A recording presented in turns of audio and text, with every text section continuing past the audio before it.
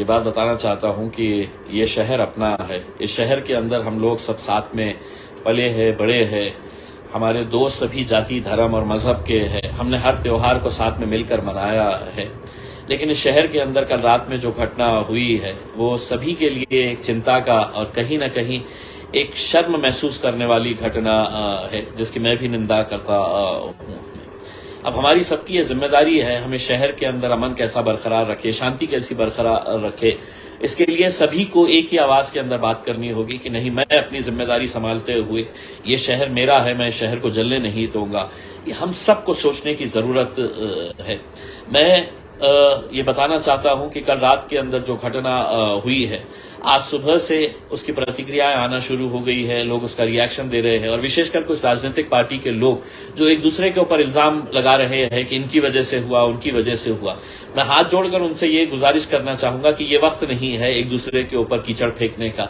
हमारी सबकी कलेक्टिव ये जिम्मेदारी होनी चाहिए कि हम इस शहर के अंदर अमन और शांति कैसे बरकरार रखें। इल्जाम, आरोप प्रत्यारोप जो भी है उसके लिए हम एक दिन तय करेंगे और आपको जो इल्जाम लगाने का है, आप जिस किसी के ऊपर इल्जाम लगाना चाहते हैं लगाइए, लेकिन ये राजनीति करने का वक्त नहीं है। मुझे इस बात की संतुष्टि है कि सिर्फ एक इलाके के अंदर ये घटना घटी है, दूसरा पूरा शहर है तो शांत है, पूरा शहर के अंदर रेगुलर कामकाज चालू है। कहीं पर भी दूसरे शहर के इलाकों के अंदर ऐसा महसूस नहीं हो रहा है कि इस इलाके के अंदर कल रात में कोई घटना हुई है करके उसमें, तो ये एक अच्छी खबर है।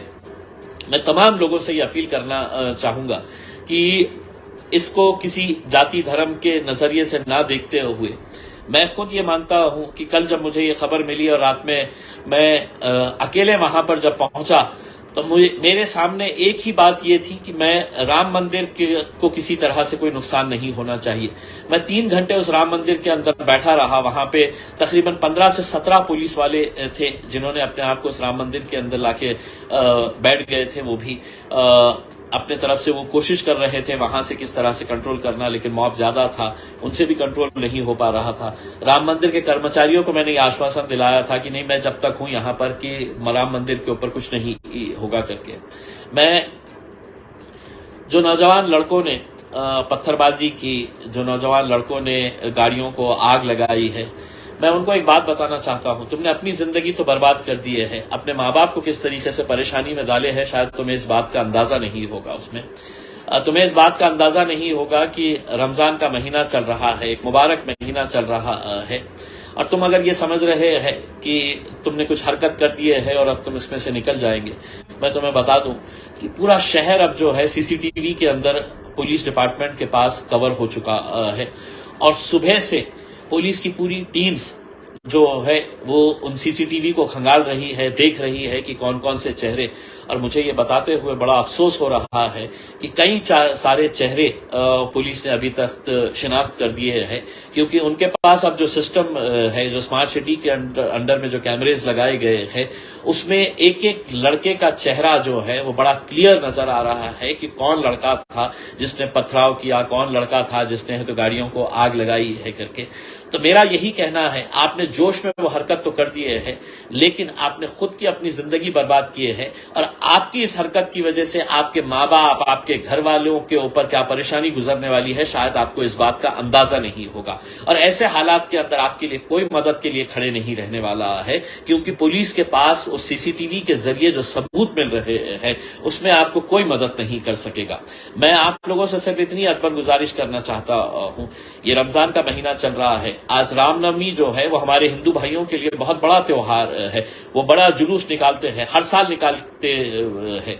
आज भी ये जुलूस यहाँ पर वो निकालने वाले हैं। ये आप लोगों की जिम्मेदारी रहेगी। आप लोग आज खुद पुलिस बनिएगा, आप लोग ये ख्याल करिएगा कि कोई रास्ते के ऊपर ना आए। कल के दिन आप अगर ये कहेंगे कि नहीं, मैं तो घर के सामने खड़ा हुआ था करके, और अगर सीसीटीवी फुटेज के अंदर अगर आप आ गए तो आप ये समझ लीजिएगा कि दंगे के दौरान आप सिर्फ घर के सामने खड़े रह के तमाशा भी अगर देख रहे हैं तो उसमें भी आपको आरोपी बनाया जाता है, क्योंकि उस वक्त पुलिस को यह नहीं पता है कि आपके हाथ में पत्थर है या नहीं है, लेकिन दंगे के अंदर आप रास्ते के ऊपर खड़े हुए हैं, तमाशा ही देख रहे हैं, तो भी आप आरोपी बन सकते हैं।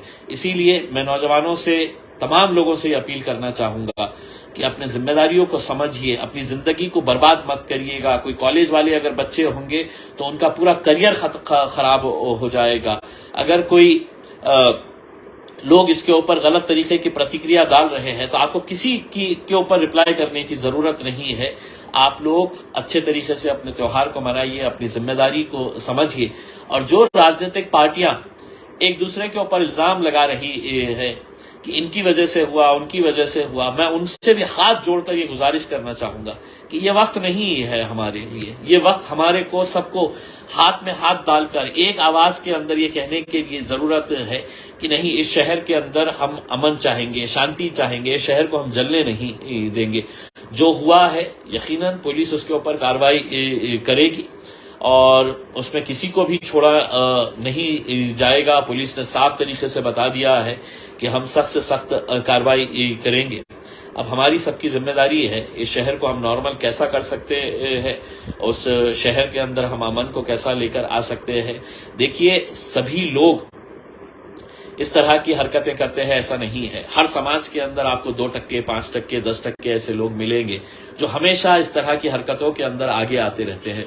लेकिन कल जब मैं वहां पर था ग्राउंड के ऊपर और मैं जब कुछ लड़कों को देख रहा था तो इस बात का यकीन हो गया था कि ये किस तरीके से नशे की हालत के अंदर बटन जो का इस्तेमाल करके जो नशे का कारोबार कर रहे, नशे का इस्तेमाल कर रहे, वो सबसे ज्यादा आतंक मचा रहे थे इसमें।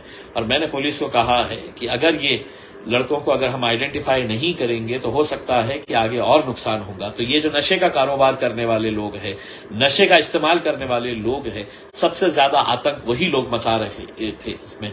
पुलिस अपना काम करने वाली है, हमें अपना काम करने की जरूरत है। हम सभी जात, धर्म और मजहब के लोगों को ये बताना चाहते हैं हमारा शहर अंतर्राष्ट्रीय दर्जे के लेवल के ऊपर पहुंच चुका है, इसको हमें और आगे बढ़ाने का है। हम सबको एक पैगाम देना है कि यहाँ पर कभी भी कोई भी जाति धर्म का मुद्दा नहीं होता है करके इसमें।